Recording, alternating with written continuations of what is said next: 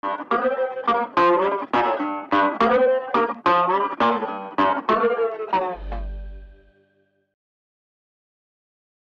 η Ξένια Ντάνια και είμαι ηθοποιός και τραγουδίστρια. Είμαι στην πλατεία Αμερικής. Περιμένω το λεωφορείο, έρχεται το λεωφορείο και με το που μπαίνω είναι ένας παππούς και λέει «Μειοψηφία γίναμε». Λέω εγώ «Εντάξει, ευτυχώς, ο κόσμος μας είναι έτσι μεγάλος και μας χωράει όλους». Έτσι λίγο μαζεύεται ο παππούς. Να σημειώσω ότι ήμουνα στη γαλαρία και γενικότερα υπήρχε κόσμος διαφορετικής καταγωγής. Οπότε εγώ, για τον συγκεκριμένο κύριο, ήμουν το κερασάκι στην τούρτα. Και δεν μπορούσε να διανοηθεί ότι είμαι Ελληνίδα και ζω στην Ελλάδα και μιλάω ελληνικά, οπότε σίγουρα δεν περίμενε και την απάντησή μου. Και τώρα ξεκινάει κάπως μία συζήτηση, από ό,τι κατάλαβα αυτός είχε νευριάσει επειδή δεν είχε σηκωθεί κάποιος για να κάτσει και λέει «Τι πληρώνω φόρους για να μην μπορώ να κάθομαι στο λεωφορείο». Του λέω εγώ «Δεν πληρώνετε φόρους για να κάθεστε στο λεωφορείο, γενικά». Και ότι η δικιά σας γενιά έχει φέρει στην Ελλάδα, την Ελλάδα στο σημείο που είναι και ότι δικό σας πρόβλημα είναι. Οπότε μην γκρινιάζετε για αυτό το πράγμα. Οκ, περνάει και αυτό.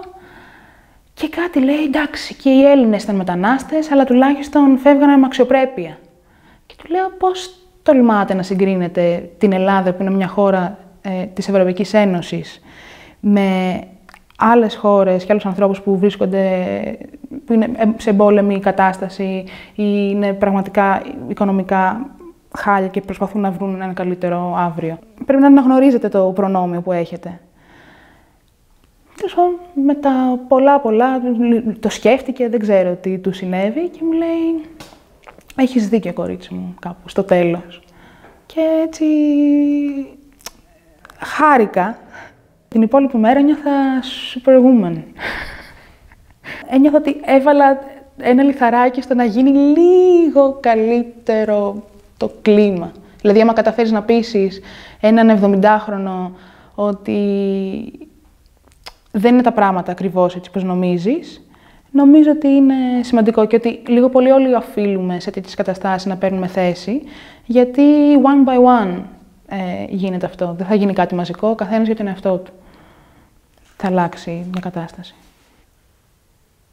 Όταν ήμουν μικρότερη, ντρεπόμουν να απαντήσω. Φοβόμουν ότι θα με φάνε κάπως.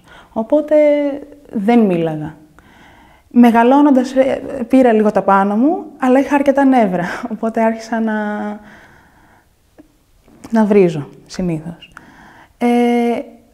Και μέσα από διαβάζοντας πράγματα, μαθαίνοντας παραπάνω πράγματα για την επικαιρότητα και φτιάχνοντας λογικά επιχειρήματα, κατάφερα να μπορώ να απαντάω στους ανθρώπους με το σωστό τρόπο. Και επίσης δεν τους βλέπω σαν εχθρούς, τους βλέπω σαν ανθρώπους που δεν ξέρουν κάποια πράγματα. Και νομίζω ότι είναι πολύ σημαντικό να ξέρουμε την ιστορία μας, να ξέρουμε κάποιες βασικές γνώσεις για να μπορείς να απαντήσεις σε τέτοιες καταστάσεις. Και έτσι νιώθεις και εσύ πιο ασφαλής και σίγουρος για να μπορέσεις να δώσεις την κατάλληλη απάντηση, τέλος πάντων, ή το οτιδήποτε.